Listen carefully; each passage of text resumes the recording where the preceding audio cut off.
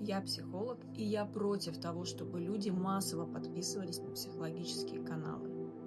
Понимание не меняет нервную систему. Более того, понимание усугубляет конфликт. Человек почитал, изучил, видит, понимает процесс, как происходит, но результата не видит, и начинается тот самый невроз. Ну как же так? Я же все вижу. Но еще раз, понимание не меняет нервную систему, а меняет ее безопасный контакт, который человек получает в кабинете в искусственных условиях.